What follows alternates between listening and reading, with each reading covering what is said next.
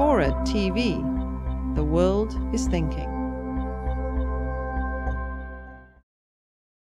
So there's always a concern, I think, whenever there's new technology in education, or in any field really. There's often a little bit of resistance, a little bit of fear whenever new technology is introduced.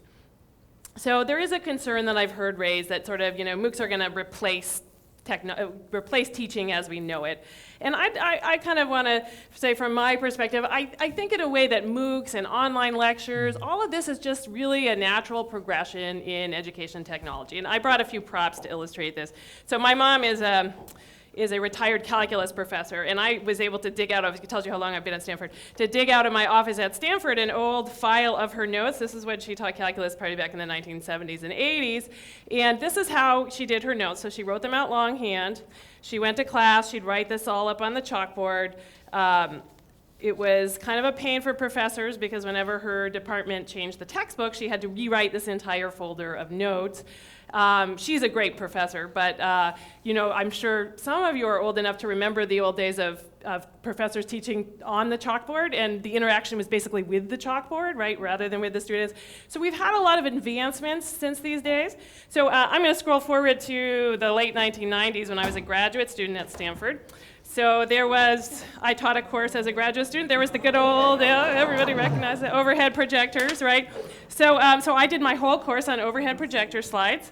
And these were great because, you could type them in the computer. If you had to make a change, you made that one little change, you reprinted it. You could distribute the notes to the students, and you no longer had to, write furiously on the board. And I don't have great penmanship, so, if I write furiously on the board, nobody can read it. Plus, the students didn't have to scribble notes at their desk because I could distribute the notes to them. These were not great for visuals. So if you wanted pretty pictures, what you did back then was you get out the old slide projector, right? See the things that I found in the bottom of my office at Stanford?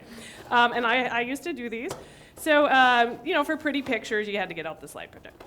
Well, come along into, early 2000s, when I was starting to teach at Stanford, came along PowerPoint, right? And so I was just getting started as a professor when PowerPoint that sort of was taking over. And so from my point of view, it was a fantastic thing because now we had this technology where not only could you type everything in and you didn't have to write on the board, but now you could get the pretty pictures and the animation. I love the animation in PowerPoint. And so this was a real boon for professors and students as well. Now you could distribute your notes online, so you no longer had to go to the copy machine and print out the overhead projector slides. So that was sort of a big win. And of course I remember people not wanting to move to the PowerPoint slides, right? There was that resistance, but it's pretty much taken over now. And so I kind of view this whole just online lecture as the next step in that progression.